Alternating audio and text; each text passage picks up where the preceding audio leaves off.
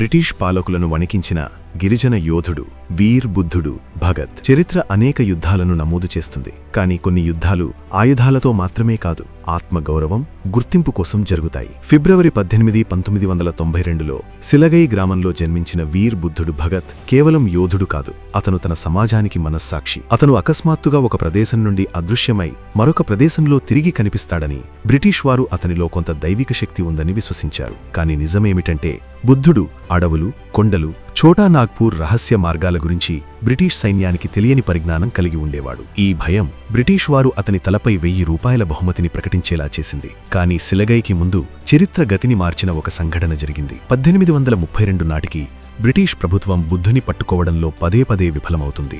బుద్ధు Bhagat guerrilla విద్య నేర్పిన గిరిజనులు చూసి వారు భయపడ్డారు. బుద్ధుని చంపినా సజీవంగా ఉన్నా పట్టుకోవాలని కెప్టెన్ ఇంపేను ఆదేశించారు. బనారస్, దానాపూర్, మిద్నాపూర్ నుండి అశ్విక దళాన్ని రప్పించారు. ఫిబ్రవరి 2, 1832న బుద్ధు భగత్ టీకో గ్రామంలో సమావేశం నిర్వహిస్తున్నట్లు సమాచారమందింది. బ్రిటిష్ సైన్యం టీకో గ్రామాన్ని చుట్టుముట్టింది. కానీ బుద్ధు భగత్ అక్కడ లేడు. పదే పదే పరాజయాలు ఎదురవడంతో బ్రిటిష్ వారు నిరాశ చెంది గ్రామస్తులను చంపడం ప్రారంభించారు. బ్రిటిష్ పాలకులు బహిరంగంగా టీకో గ్రామాన్ని ఊచకోత కోశారు. గ్రామస్తులు తమ భూమిని తమను రక్షించుకోవడానికి ధైర్యంగా పోరాడారు. కానీ ఈ పోరాటంలో ధైర్యవంతులైన బుద్ధు భగత్ 2 కుమారులు హల్ధర్, గిర్ధర్, అతని 2 కుమార్తెలు రునియన్, జునియన్ బలి అయ్యారు. టీకో గ్రామం పూర్తిగా నాశనమైపోయింది. దాదాపు 4000 మందిని బంధించి బలవంతంగా అడవుల గుండా తీసుకెళ్లారు. అప్పుడే ఒక అసాధారణ సంఘటన జరిగింది. ఫిబ్రవరిలో అకస్మాత్తుగా వాతావరణం మారింది. తుఫాను గాలి వీచింది. కుండపోత వర్షం మొదలైంది. బ్రిటిష్ సైన్యం ఆశ్రయం పొందవలసి వచ్చింది. పట్టుబడిన వారు తమ ఇళ్లకు పారిపోయారు.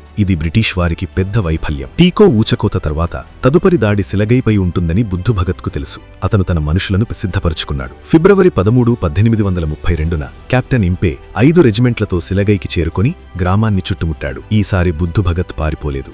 యుద్ధం ఇక్కడే ఉంటుంది అని అతను నిశ్చయించుకున్నాడు. బుద్ధు భగత్, అతని యోధులు విల్లు, బాణాలు, ఈటలు, కత్తులతో ఆయుధాధారులయ్యారు. అతని అనుచరులు తమ నాయకుని ముందు మానవ కవచాలుగా నిలిచి ఒక్కరి తర్వాత ఒక్కరుగా తమను తాము త్యాగం చేసుకున్నారు. చివరికి ఫిబ్రవరి 13, 1832న వీర్ బుద్ధు భగత్ తన సొంత గడ్డపై బ్రిటిష్ సైన్యంతో పోరాడుతూ తన ప్రాణాలను త్యాగం చేశారు. కానీ బ్రిటిష్ క్రూరత్వం అక్కడితో ఆగలేదు. పిథోరియాలో కెప్టెన్ ఇంపే ముందు బుద్ధు భగత్ అతని కుటుంబ సభ్యుల తలలు నరికి వాటిని ప్రదర్శించారు. చారిత్రాత్మక సత్యమేమిటంటే సిలగై యుద్ధం కేవలం యుద్ధం కాదు, అది ఒక సమాజానికి ప్రతిఘటన, ఒక సంస్కృతి యొక్క రక్షణ, అన్యాయానికి వ్యతిరేకంగా నిలబడడం. బ్రిటిష్ రికార్డులలో వీర్ బుద్ధు భగత్ ఒక తిరుగుబాటుదారుడిగా ఉండవచ్చు, కానీ భారతీయ చరిత్రలో అతను ఎల్లప్పుడూ గిరిజన ఆత్మగౌరవం, స్వాతంత్ర్యానికి అమరచిహ్నంగా నిలిచిపోతాడు.